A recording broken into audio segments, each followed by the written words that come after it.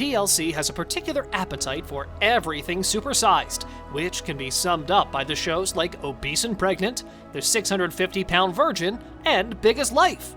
But no doubt, My 600-Pound Life is the most successful one. Maybe it has something to do with the way they handle things, such as showing bathroom scenes, or the fact that we can see folks eating the same stuff that was killing them over and over again. Some may agree, while others may disagree. But one thing is certain, it has captured some of the world's most obese people on camera. And today, we'll have a look at some of those patients on the show. So, let's roll. Vanilla Hippo. Food is just so good to me. Food can fill me up and make me feel the most comfort that I've ever felt. Samantha Mason was 37 years old when she appeared on the show, and was a fat fetish model who went by the name of Vanilla Hippo, who got paid to eat live on camera. She was considered the 6th heaviest woman ever for being 974 pounds. To make a living, she had no choice except to pursue fetish modeling. She worked for a website that forced women like her to eat while shooting for individuals who adore big ladies. On the show, we were allowed into the single mother's world of the second-floor apartment, where she struggled to get from one point to another. The woman couldn't even bathe on her own. Thank you for requesting this. It's making me bigger and bigger. I can just feel it. Food was her entire life, she said. And I know it's because food has always been the most important thing in my life. She couldn't sum up her existence without eating. But even though the food was her only friend, it was dangerously killing her. She was at a point where if she didn't overcome her toxic relationship with food, her daughter would be motherless. After discovering that her weighing scale number was so high that she would die before achieving her goals, she made the decision to change her life. You need to find it. Stop thinking negative, because then you're not going to find any sort of positive. Stop yelling at me! Then stop yelling at me. So, the fetish model packed her stuff and moved to Houston, where Dr. Now was her sole hope for survival. And, as usual, he implied that if she valued her life and wanted to survive, she'd have to reduce her meals, exercise, and drop weight on her own before he could administer the gastric bypass surgery. Vanilla's story is a success, for, after a rocky start, she was able to drop down to 515 pounds and received both fat removal and an excess skin removal surgery. This time next year, I will have my life back. I worked way too hard. Food-addicted siblings. Food is the only thing that makes my day better. I can't stop eating because food is all I know. In Season 8, we met a couple of siblings who utilized food to self-medicate and find peace and joy in their tragic lives. What transpired in the histories of Chantel Oglesby and Carlton Oglesby revealed their unhealthy eating habits were shared by the whole family to the point of morbid obesity. Carlton weighed over 780 pounds when the siblings first came in contact with Dr. Now, and his elder sister Chantel weighed 638 pounds, and the reality TV doctor told them that they were simply flirting with death. Chantel and her younger brother Carlton were both forced to leave their homes and return to their mothers because their weight growth was out of control. The two had struggled as children and now were hampered by their weight as they required extra assistance with basic tasks. Chantel told the audience about how she protected her baby brother from her father's abuse of her mother. Food provided a distraction and a source of affection for the two, who were living in fear and seeing their mother deal with an impossible domestic abuse situation that neither child could endure. And by the time they got on the show, the Ohio natives were literally housebound because of their size.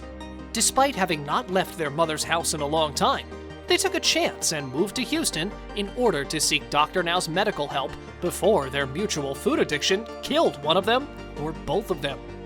However, changing your life's track takes a concerted effort, which is not easily achievable. Dr. Now's weight loss regimen was too much for the Oglesbys, and they failed miserably, so neither sibling was first approved for the weight loss surgery.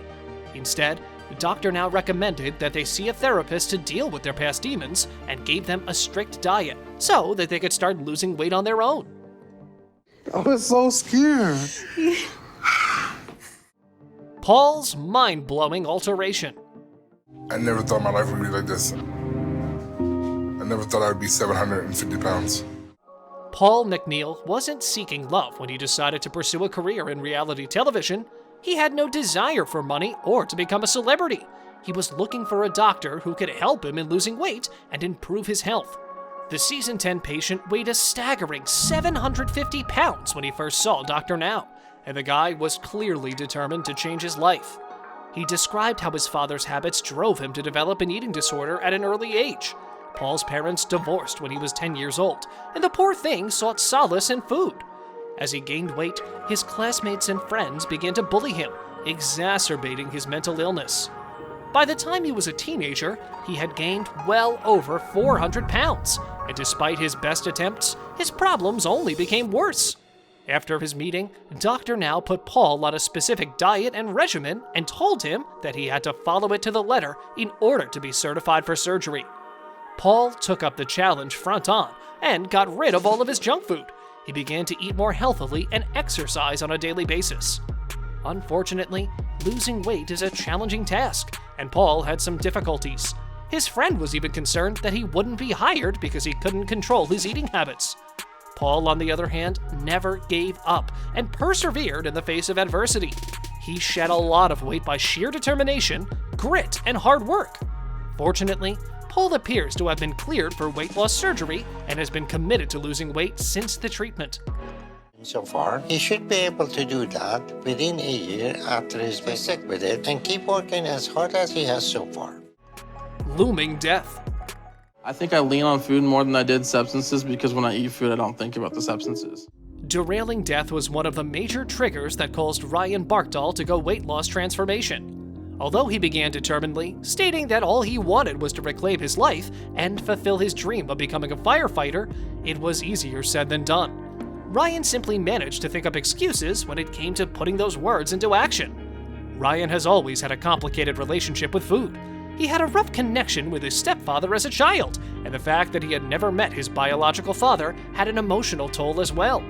He began consuming narcotics after losing his grandfather, who was the last positive male influence in his life. While he temporarily changed his life, his troubled relationship with food continued, causing him to gain 740 pounds by the age of 31. I just eat to forget about it and not think about it. But that's what's killing me, because I'm over 700 pounds. And, as usual, Dr. Now's advice was crystal clear.